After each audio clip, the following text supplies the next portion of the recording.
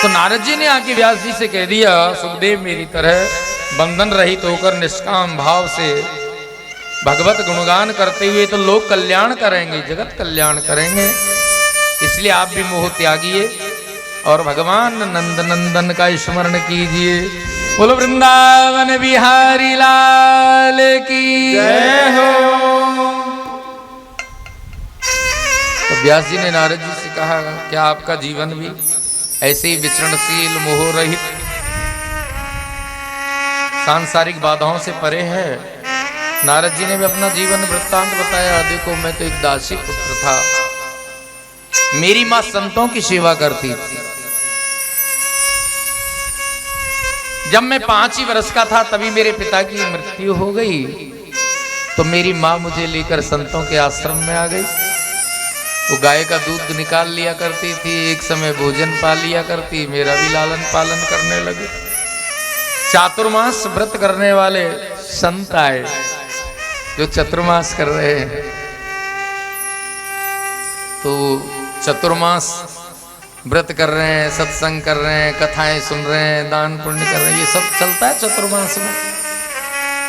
तो वो संत सत्संग कर रहे थे, तो नारद जी कहते हैं मैं 5 ही वर्ष का था, मैं भी सुनता रहता और जितना मुझसे होता उनकी सेवा कर लिया करता था। जब वो भोजन प्रसाद पा लेते तो उनकी पत्तलों को उठा के ले जाता, डाल देता। एक दिन बहुत तेज भूख लगी। अब दासी पुत्र, पहले मुझे भोजन कौन देगा? पहले तो संत पाएंगे तभी तो मिलेगा। भूख बहुत लग रही थी। तो संत प्रसाद पा रहे थे, तो एक संत ने पत्तल में कुछ ज्यादा ही उच्चिष्ट छोड़ दिया। तो मैं वो संत की पत्तल उठा के ले गया बाहर। भूख बहुत लगी रही थी, संत की उसी पत्तल का मैंने प्रसाद पा लिया और मेरे अंतर में भक्ति का प्रागट्य हो गया। चतुर्मास के बाद संत जाने लगे, तो मैंने उनके साथ जाने के लिए आग्रह किया, बाबा हमें भी साथ ले चलो, हमें भी ले चलो। बोले नहीं, अभी तुम्हारी वृद्धा माँ है, तुम माँ की सेवा करो। तो जिनके घर में बुजुर्ग माता पिता हैं तो वो भी एक तीर्थ के ही समान है। अब यदि वही बुजुर्ग माता पिता साथ में तीर्थ में आ जाए तो डबल तीर्थ का स्नान का फल मिल गया। तो बोले हम तुम्हें नहीं ले जाएंगे, तुम अपने माता पिता की सेवा करो। और ये वृद्धा है ज्यादा, तो इन्हें अभी ले भी नहीं जा सकते।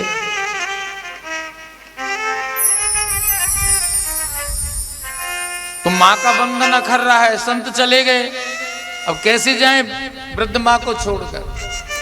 कहाँ जाएं? तो बंधन अखर रहा है, लेकिन भगवान भी भक्त को बंधन मुक्त कर ही देते हैं ठाकुर जी। यही हुआ। एक दिन माँ अंधेरे में गाय का दूध निकालने गई, किसी सर्प ने काट लिया और माता की मृत्यु हो गई। तो नारद जी कहते हैं मैं माता के मरण को ही भगवान का अनुग्रह माना मैंने, कि ठाकुर जी की इच्छा से हुआ जो हुआ। तो फिर मैं उत्तर दिशा की ओर चल दिया। कितने ही निर्जन वनों को पार करता करता सरस्वती नदी के तट पर पहुंचा और वहां स्नान किया, जल आचमन किया और पीपल के वृक्ष के नीचे बैठकर भगवान का ध्यान किया। महात्माओं के बताई उपदेश के अनुसार भगवत गुणगान किया।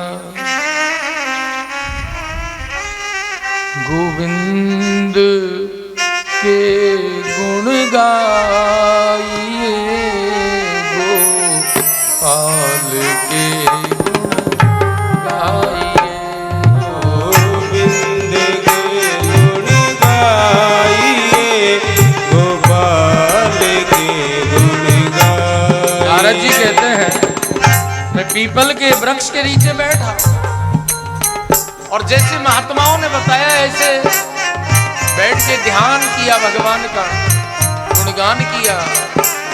गोपाल के गुण गाइए, गोविंद के गुण गाइए, गोपाल के गुण गाइए, गोपाल के गुण गाइए। आइए प्रभु आइए प्रभु आइए प्रभु आइए, आइए प्रभु आइए, आइए प्रभु आइए, आइए प्रभु आइए प्रभु आइए, आइए प्रभु आइए। मैंने भाव से भगवान का आह्वान किया,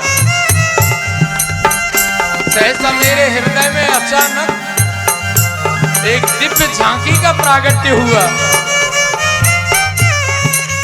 झांकी का प्रागट्य हुआ, प्रभु का दर्शन हुआ, मैं आनंद मग्न हो गया।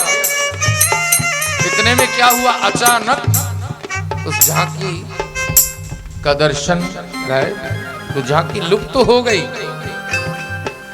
मैं तृप्त सा हुआ, दुखी हुआ, मन चित्त को फिर एकाग्र किया, ध्यान किया, तो दर्शन नहीं हुआ। मैं विकल हुआ, रोने लगा, तो आकाशवाणी हुई, तुम्हें इस शरीर से मेरा दर्शन नहीं होगा, अगले जन्म में तुम मेरी पार्षद बनोगे, तुम्हारी स्मृति नष्ट नहीं होगी। तो मैं प्रभु का स्मरण करता हुआ निरुद्देश घूमता रहा। एक दिन भयंकर वर्षा हुई, बिजलियां कड़कने लगी। मैंने एक वृक्ष का आश्रय लिया, उसी समय बिजली गिरी, मेरी देही की लीला समाप्त हो गई। पुनः सृष्टि होने पर मैं ब्रह्मा जी का मानस पुत्र हुआ, और तब से अब तक भगवान का गुणानुवादन करता हुआ जीवों के कल्याण के कार्य में लगा हुआ। तो नारद जी ने वीणा संभाली, किस लिए? हरि गुणगान करने के लिए अपनी वीणा को संभाला।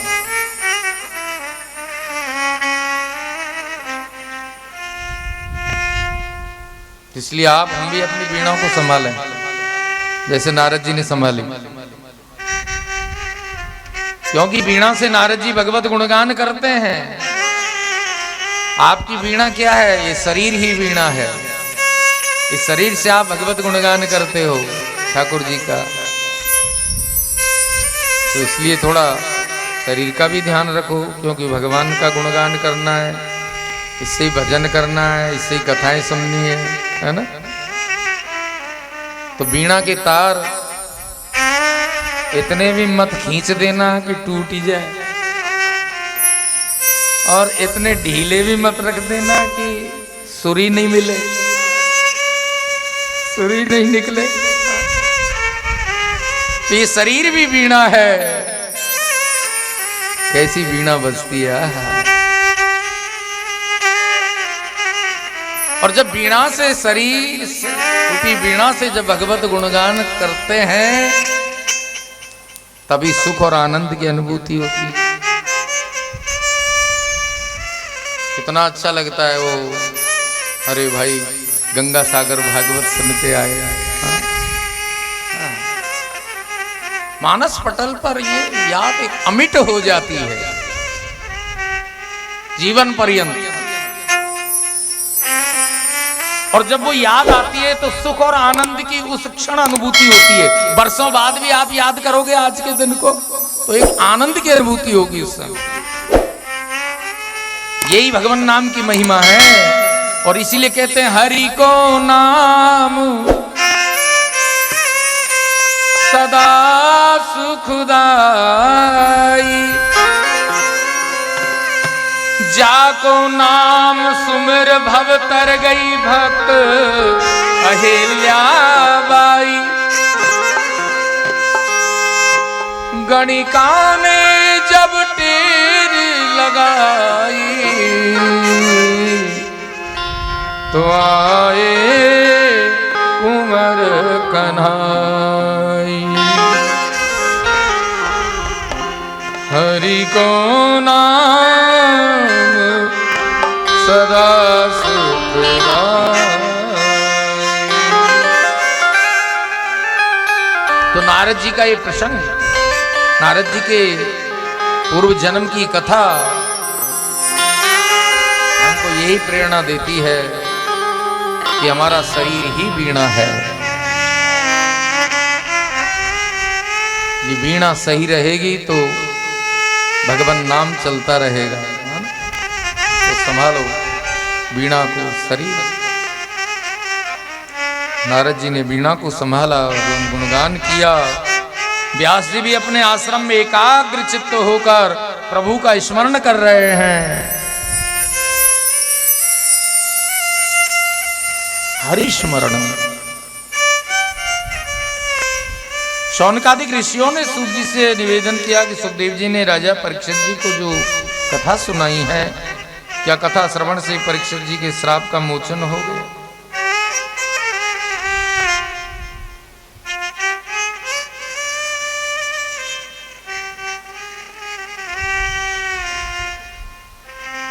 कैसे मोचन हुआ श्राप? युवावस्था में ही राजपाट सब छोड़ दिया, घर छोड़ दिया, पत्नी पुत्र सब छोड़ के चले गए गंगा के तट पर। उन्हें युवावस्था में इंद्रियमाण के कर्तव्यों को जानने की आवश्यकता क्यों पड़ी? बोले मैं परीक्षित जी के जन्म कर्म के विषय में तुम्हें बतलाता हूं। महाभारत हुआ और गुरु द्रोण पुत्र अश्वत्थामा ने पांडवों के 5 पुत्रों के निद्रावस्था में मुंड काटकर, सिर काटकर दुर्योधन को भेंट कर दिए। अर्जुन ने अश्वत्थामा का वध करने की प्रतिज्ञा की। अश्वत्थामा से युद्ध हुआ, उसने ब्रह्मास्त्र का प्रयोग किया, अर्जुन ने भी ब्रह्मास्त्र चलाया। भगवान के इशारे पर अर्जुन ने दोनों ब्रह्मास्त्र खींच के शांत किया। अर्जुन तो छोड़ना भी जानता था, खींचना भी जानता था, क्योंकि गुरुद्रोण ने ये शिक्षा दी थी अर्जुन को। अब यह अश्वत्थामा केवल चलाना ही जानता था, खींचना नहीं जानता। इसलिए उसने उस ब्रह्मास्त्र का प्रयोग उत्तरावस्थ शिशु पर कर दिया।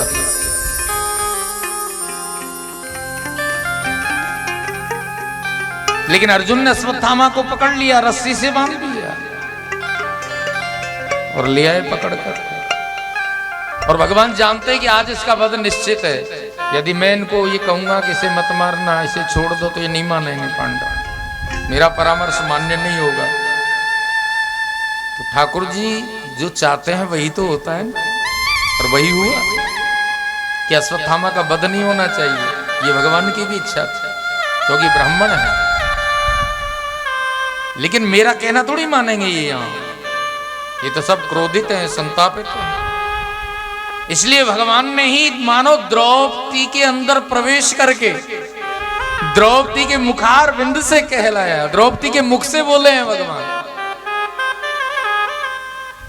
तुवाच चास हन्तस्य बंदनायनम सती मुच्यतामेष ब्राह्मणो नितराम गुरु। कि ब्राह्मण है, गुरु पुत्र है, इसे मत मारो, इसे तो छोड़ दो, छोड़ दो। तो सोचो सारी सभा में सन्नाटा छा गया। क्यों? कि 5 पुत्रों का हत्यारा सामने खड़ा है और उन पुत्रों की मां ये कहे कि इसे मत मारो, छोड़ दो, तो सभा में तो सन्नाटा छा गया। क्षमा की भी सीमा होती है।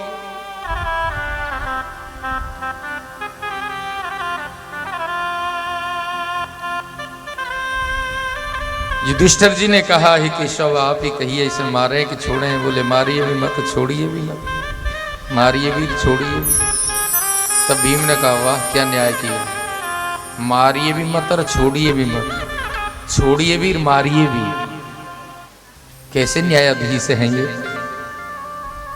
और ऐसे कहीं 2-4 न्यायाधीश और हो जाते तो फिर क्या होता। तभी भीम ने हाथ में गदा उठा के कहा, तत्राहमर्षितो भीम तस्य श्रेयान् वधस्मृत। कोई नहीं मारेगा ना इसको, तो मैं इसका वध करूंगा, मैं अपनी गदा से इसके सिर को चकनाचूर कर दूंगा। तो भीम गदा लेके चल दिया, द्रौपदी बचाने जा रही है। भगवान ने सोचा भीम द्रौपदी से कैसे रुकेगा, भीम तो बलवान है। इसलिए भीम के पास जब द्रौपदी जा रही थी उन्हें रोकने के लिए, तभी भगवान दौड़ के गए और द्रौपदी और भीम के बीच में जाके भगवान ने चतुर्भुज रूप धारण कर लिया। मानो 2 भुजाओं से भीम को रोक लिया, 2 भुजाओं से द्रौपदी को, और अर्जुन को इशारे में कह दिया तुम्हारी प्रतिज्ञा पूरी होनी चाहिए, भीम भैया राजी होने चाहिए, द्रौपदी भी प्रसन्न होना चाहिए, मैं भी राजी होना चाहिए, मैं भी राजी हो जाऊं। तो एक कार्य में 4 कार्य करने हैं तुम्हें। अर्जुन को बड़ा कठिन लगा, लेकिन भगवान का स्मरण किया, हे प्रभु एक कार्य में 4 कार्य कैसे करूंगा। तभी याद आ गया,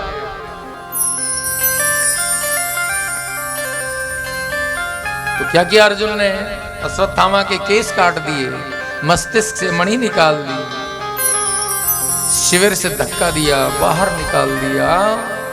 अश्वत्थामा कहने लगा, अर्जुन मुझे प्राण दंड देता तो बहुत अच्छा लगता, लेकिन मेरा अपमान किया, ये तूने अच्छा नहीं। ब्रह्मास्त्र का जो प्रयोग उत्तरा के गर्भस्थ शिशु पे कर दिया था,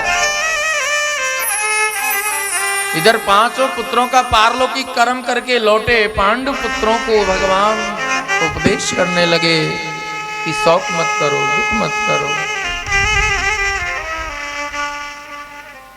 ये जीवन भी एक कांच के खिलौने की भांति है। जैसे कांच का खिलौना होता है, खेलते बालक खेलता है, खिलौना टूट जाए तो कैसा रोता है, ऐसे जीवन भी एक खिलौना है। कान ये जीवन कांच का बाजा अचानक टूट जाएगा,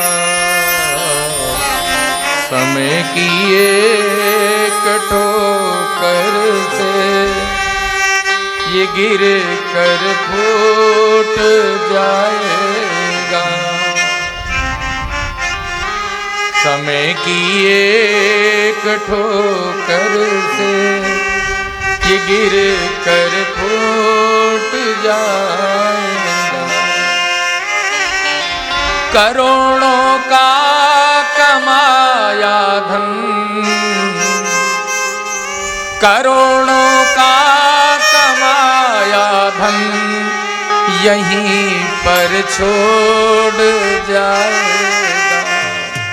ये जीवन कांच का बाजा अचानक टूट जाएगा। समझ ले, सोच ले, कर ले, यहाँ समझ ले, सोच ले, कर ले, धर्म तेरे साथ जाएगा। ये जीवन कांच का बाजा अचानक टूट जाएगा। जिन्हों घर घूमते हाथी, जिन्हें घर घूमते हाथी और हजारों लाख थे साथी, उन्हें भी खा गई माटी तो सुख भर नींद क्यों सोया। जिन्हों घर पाल की घोड़े जरी जर बफत के जोड़े, उन्हें भी मौत ने तोड़े तो सुख भर नींद क्यों सोया। जिन्हों के बाल थे काले मलाई दूध से पाले, वो आखिर आग में डाले तो सुख भर नींद क्यों सोया। जीवन कांच का खिलौना है, इसलिए तुम शौक त्यागिए। युधिष्ठिर जी का राज्याभिषेक करवाया भगवान ने और देखा कि अब युधिष्ठिर जी का राज्य कार्य बहुत अच्छा चल रहा है, तभी भगवान द्वारका जाने के लिए जब तैयार हुए, रथ पर बैठने ही लगे थे कि सामने रोती बिलखती युवती श्री कृष्ण के चरणों में गिर करके रक्षा की गुहार कर रही है। त्राहि माम, रक्षा करो, रक्षा करो। कौन थी वो? अभिमन्यु की भार्या उत्तरा। और सब आश्चर्य में डूब गए कि ये सब क्या हुआ। कृष्ण ने उसे धीरज बंधाया, रोने का कारण पूछा, क्यों रोती उत्तरा? उसने कहा, प्रभु मुझे अपने मरने का भय नहीं है, मुझे अपने मेरे मरने का भय नहीं, किंतु पांडव पुत्र की निशानी जो मेरे गर्भ में पल रही है, आप उसकी रक्षा कीजिए, रक्षा कीजिए। श्री कृष्ण अश्वत्थामा के छल को समझ गए और सूक्ष्म रूप से उत्तरा के गर्भ में प्रवेश किया, गर्भस्थ शिशु की रक्षा की, ब्रह्मास्त्र के तेज को नष्ट किया। और फिर भगवान ने उत्तरा से पूछा, कैसी हो? बोले, अब मैं ठीक हूं। तो उत्तरा के गर्भ की रक्षा भगवान ने की। श्री कृष्ण पुनः सात्विकी उद्धव जी को साथ में लिए रथ में बैठे। फिर दोबारा जब रथ में बैठने लगे द्वारिका जाने के लिए, तभी कुंती बुआ आ गई। कहने लगी, कृष्ण जी क्या कर रहे हो? कहां जा रहे हो? हमें छोड़ के जा रहे हो? आपने ये कैसे सोच लिया कि आपके बिना हमारा जीवन रह जाएगा? आपके बिना हमारा जीवन नहीं रह सकता, हम नहीं रह सकते, इसलिए आप मत जाइए। कृष्णाय वासुदेवाय देवकी नंदनाय च नंद गोप कुमाराय गोविंदाय नमो नमः। नमः पंकजनाभाय नमः पंकजमालिने नमः पंकजनेत्राय नमस्ते पंकजांग्रये। हे गोपाल कृष्ण, आप तो जगत सृष्टा के भी आश्रयदाता हैं। आपके श्री कंठ में अरुण कमल की माला जो सुशोभित है, आपके श्री चरणार विंद में कमल चिन्ह जो अंकित है। हे देवकी नंदन, नंद कुमार, वसुदेव कुलभूषण, मैं आपको बारंबार प्रणाम करती हूं। ये कुंती ने स्तुति की है भगवान की, भाव से, प्रेम से, क्योंकि यहां ये ब्रह्म भाव है। जबकि भुआ है और भुआ भतीजे को प्रणाम करे हाथ जोड़ के बार बार, तभी तो भगवान ने कहा था, बुआ आप तो उल्टी गंगा बहा रही हो, आप बुआ हो और मुझे हाथ जोड़ रही हो, प्रणाम कर रही हो, भगवान कहती हो। तो क्या कहती है? यथा ऋषिकेश खलेन देवकी कंसेन रुद्धाति चिरं सुचार्पिता विमोचिता हमसे सहात्मजा विभो त्वयैव नाथेन मुहुर्विपद्गणा। हे ऋषिकेश, आपने चिर संतप्त कंस की कारागार में पड़ी देवकी की रक्षा की, और वैसे ही आपने मुझ अनाथ की भी पुत्रों सहित बार बार रक्षा की। और मैं उन विपदाओं को भी कहां तक गिनाऊं कि विषयुक्त मोदक भक्षण के समय, बताओ, कौरवों ने लड्डुओं में जहर मिला करके भीम को खिला दिया, और भीम जब मूर्छित हो गया तो उसे जो है गंगा में डाल दिया, बहा दिया। क्यों मूर्छित हो गई अभी, डाल दिया पानी।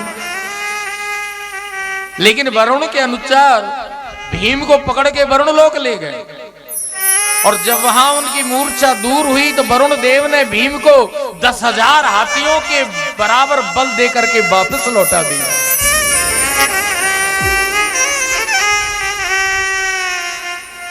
तो मोदक भक्षण के समय, लाक्षागृह में गाह के समय, वन में हिडम्ब राक्षस द्यूत क्रीड़ा के समय, संग्राम में सारथी बनकर,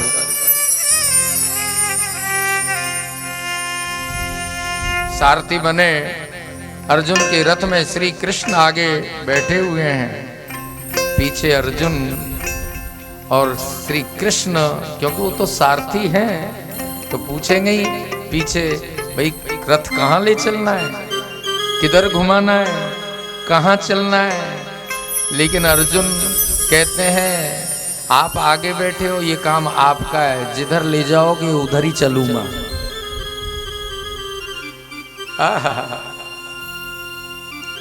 अर्जुन ने अपने जीवन की बागडोर ठाकुर जी को ही सौंपी।